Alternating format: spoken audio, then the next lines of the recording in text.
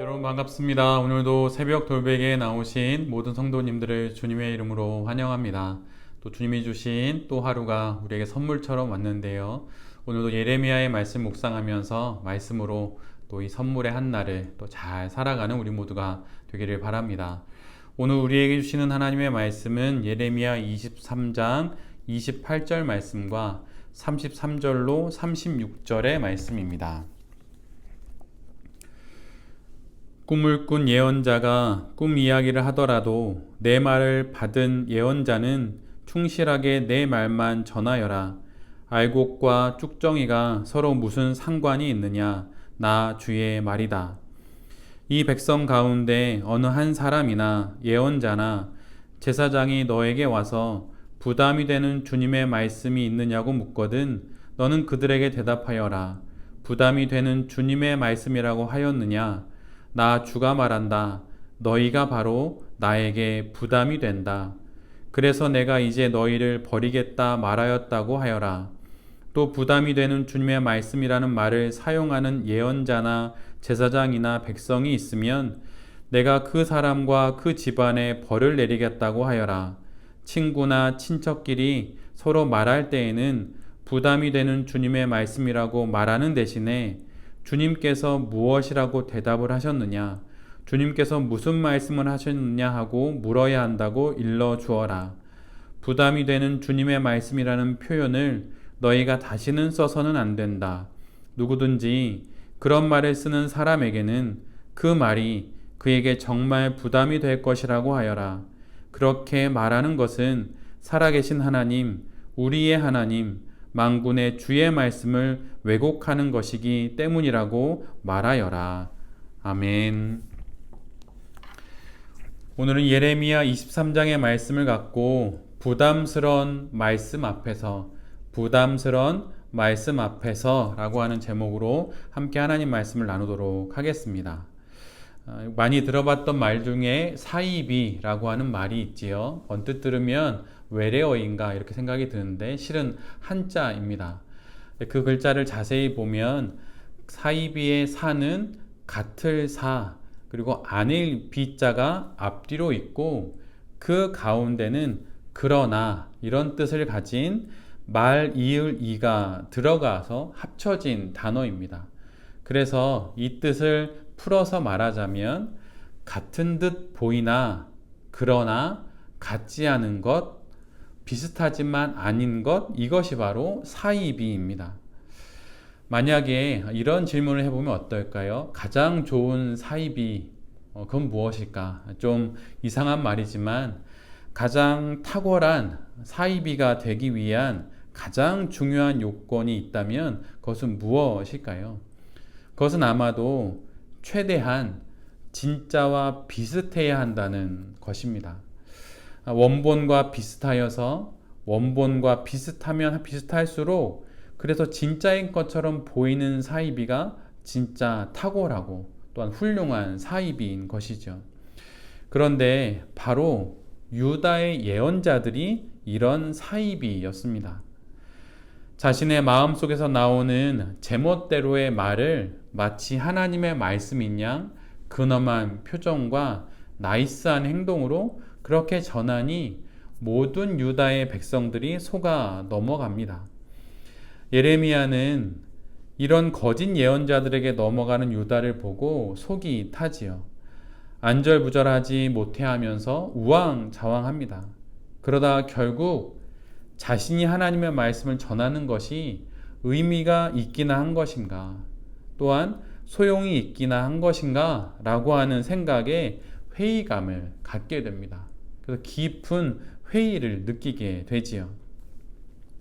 온갖 수모 가운데 꾹꾹 참아가면서 여러 상징 행동으로 유다의 이곳 저곳을 오가면서 하나님의 말씀을 전하지만 유다는 예레미야의 예언을 받아들이지 않고 반대로 거짓 예언자들의 말을 따라갑니다.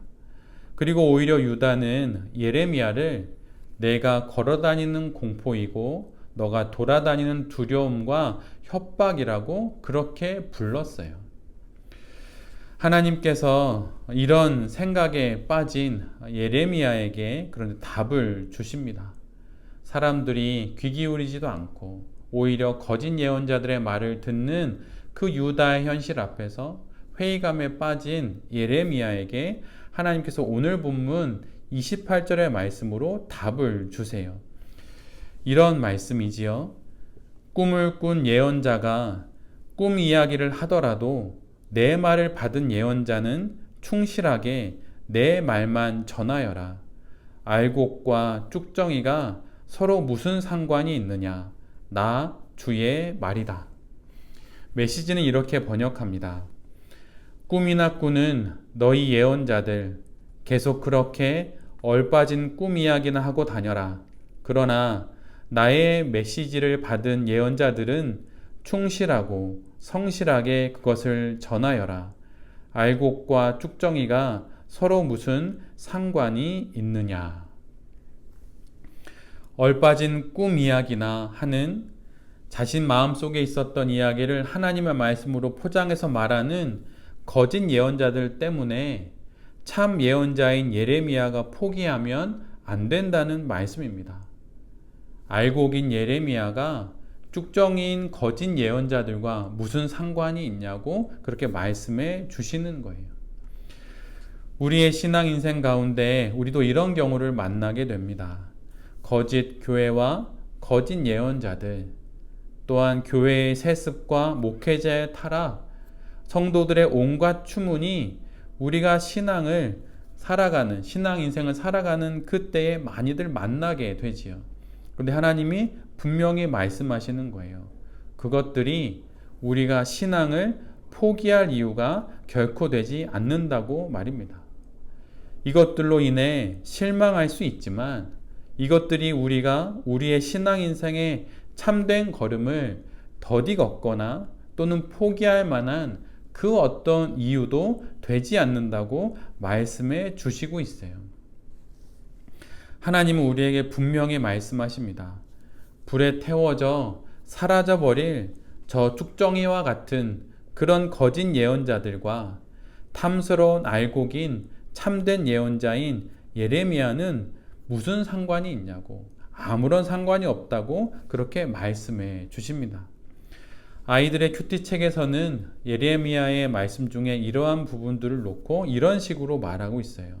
그들이 전봇대로 이를 쑤신다고 그것이 너와 무슨 상관이 있느냐라고 말이죠. 그런데 이 말씀은 세상 돌아가는 일은 나는 모르겠고 나는 내 살 길을 찾아간다, 그런 식의 말은 결코 아닙니다. 세상 돌아가는 일을 보며 그것이 결국 그 모든 것의 결국이 하나님의 손에 있음을 믿고 나는 하나님 앞에서 나에게 주어진 그 길을 가고 내가 해야 할 일을 하면서 알곡으로서 가야 하고 또한 살아야 하는 그 삶을 포기하지 않고 가야 하고 살아내야 한다는 바로 그런 말씀입니다. 이것이 지금 회의감에 빠져서 실족하려고 하는 예레미야에게 말씀하시는 하나님의 명령이에요. 사회가 혼란하고 교회가 시끄러울수록 더욱 하나님의 이 명령을 우리 모두가 마음에 새겨야 합니다. 그리고 모든 시간이 지나 마침내 드러나게 되는 그 모든 것의 결국을 하나님께서 드러내실 것을 바라보면서 알곡이 되어 살아가야 할 성도의 그 인생을, 또한 알곡이 되어 가야 할 성도의 그 길을 잘 걸어가는 우리 모두가 되어야 할 것입니다. 어제 말씀의 제목처럼 흙탕물 속 샘물이 되어야 하고 쭉정이 가운데 알곡이 되어야 하는 것이 바로 성도들, 바로 우리들의 신앙 인생이라고 하는 것이에요. 세상 돌아가는 일을 보고 좌절하지 마십시오. 하나님이 반드시 그 모든 것을 심판하실 것입니다. 이 말씀을 예레미야에게 하시고 또한 예레미야서를 통해 우리 모두에게 하시고 있어요. 그러기에 좌절하지 않고 포기하지 않고 또한 겁먹지 않고 하나님이 이루실 심판을 기억하며 우리가 가야 할 알곡으로서의 삶을 잘 걸어가는 우리 모두가 되기를 바랍니다. 오늘 본문 후반부인 33절부터 36절까지는 유다 백성이 하나님의 말씀 앞에 붙이는 수식어를 우리 모두에게 보여줍니다. 그들이 붙인 수식어는 부담스러운이라고 하는 수식어예요. 개역 개정에서는 이 부분을 엄중한 말씀 이렇게 번역해 두었습니다. 그런데 엄중한 말씀으로 번역된 히브리어는 마사라고 하는 단어예요. 히브리어로는 한 단어인데 그것을 번역하면서 엄중한 말씀 이렇게 이제 두 단어처럼 번역을 해 놓은 것이죠. 그런데 참으로 신비한 것은 말씀이라고 하는 그 뜻과 함께 부담, 짐, 무거운, 엄중한이라고 하는 그 뜻을 동시에 한 단어 마사가 가지고 있다는 사실이에요. 이것이 무엇을 의미하는 것입니까? 하나님의 말씀을 들으면서 하나님의 마사를 들으면서 아무런 무게감과 아무런 부담감을 느낄 수 없다면 그것은 하나님의 말씀이 아니라는 것입니다. 하나님의 말씀 앞에서 무엇인가 어둡고 부정적이고 자기 비하적인 그런 무거운 느낌을 받아야 한다는 그런 의미가 아니에요. 소중한 것, 중요한 것, 그리고 귀중한 것 앞에서 갖는 마땅한 겸허한 자세와 조심하는 태도, 또한 이로 인해서 내 삶의 무게중심을 갖게 되는 그 진중함을 말하는 것입니다. 그런데 유다는 하나님의 말씀을 부담스러워 했습니다. 그래서 하나님의 말씀, 그것을 부담스러운 말씀이라고 그렇게 말하고 거짓 예언자들이 말하는 전혀 부담스럽지 않은 그 말씀을 쫓아가서 결국엔 우상까지 섬기게 되는 그런 지경에 이르게 된 것이죠. 그렇다면 유다는 왜 하나님의 말씀 앞에 부담스러운 말씀이라고 하는 그런 표현을 썼을까요? 그것은 그들이 듣고 있는 하나님의 말씀, 하나님이 예레미야 선지자를 통해서 그들에게 들려주었던 하나님의 말씀이 그들에게 삶의 수정과 교정을 요구했기 때문이에요.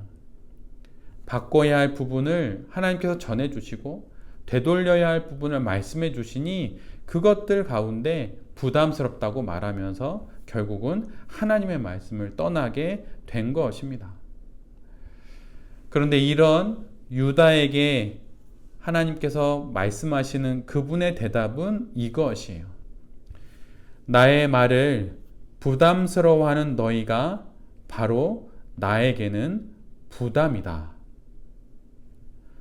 너희가 오히려 나에게 부담스럽다. 너희가 내게 부담스러운 존재다. 이것이 바로 하나님께서 하나님의 말씀을 부담스러워하는 유다에게 하신 그분의 대답입니다. 유다는 온 우주의 모든 것을 거뜬히 짊어지시고도 힘이 남으실 전지전능하신 하나님께 부담되는 존재가 되어 버렸어요. 그 이유가 무엇입니까? 하나님의 말씀을 부담스러워했기 때문입니다. 말씀 묵상을 부담스러워하고 기도를 부담스러워하고 예배를 부담스러워하는 우리를 보시고 하나님께서 이렇게 말씀하시는 것은 아닌가 하는 생각을 해보며 다시 영혼을 추스리게 됩니다. 하나님 너무 부담스럽습니다. 말씀 묵상이 부담스럽습니다. 기도가 부담스럽고 예배 때 손을 들고 찬양하는 것이 부담스럽고 일주일에 한 번 현장에 나와 예배를 드리는 그 예배가 부담스럽습니다. 만약 우리가 그렇게 말하고 있다면 그런 우리의 말에 하나님께서 답하시는 그분의 대답은 이미 정해져 있어요. 나의 말씀을, 하나님의 말씀을 부담스러워하는 너가 실은 내겐 부담스럽다라고 말이죠. 오늘 본문은 부담스러워하는 하나님의 말씀 앞에서 우리가 어떠한 모습을 가져야 할지를 우리에게 친절하게도 근데 그 뒤에 적어 놓고 있어요. 하나님이 얼마나 우리를 사랑하시는지 이 말씀을 만나면서 우리가 또한 알게 됩니다. 부담스러운 하나님의 말씀 앞에서 우리가 보여야 하는 마땅한 반응을 오늘 본문 35절은 이렇게 기록합니다. 부담이 되는 주님의 말씀이라고 말하는 대신에 주님께서 무엇이라고 대답하셨느냐? 주님께서 무슨 말씀을 하셨느냐? 하고 물어야 한다. 우리에게 신앙인생을 살아가면서 하나님의 말씀을 엄중하게 또한 진실되게 받아들이고 만약 그 가운데 아직 버거운 말씀 앞에 우리가 서게 된다면 그때 그 말씀을 두고 부담스럽다 이렇게 말할 것이 아니라 주님께서 무엇이라고 대답하시는 것인가? 주님께서 내게 무슨 말씀을 하시려는 것인가? 라고 질문하면서 하나님의 그 말씀 속에서 참된 길을 찾아서 걸어가야 한다고 주님께서 우리에게 가르쳐 주시는 것입니다. 신앙인생을 걸어가면서 부담스러운 하나님의 말씀을 우리 모두는 만나게 됩니다. 그런데 그럴 때마다 그 말씀을 두고 부담스러운 말씀이라고 말하지 말라고 성경은 우리에게 엄중하게 말씀하고 있어요. 그리고 오히려 그럴 것이 아니라 이 말씀이 내게 무슨 말씀을 하시는 거지?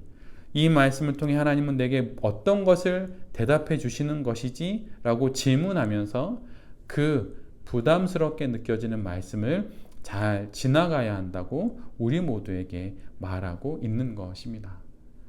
만약 주님의 말씀 중에 어느 것이 내게 부담스러운 말씀이라고 한다면 그것은 우리가 수정하고 고쳐야 할 부분을 지적해 주시고 잘 일러 주시는 하나님의 말씀일 수 있는 것입니다.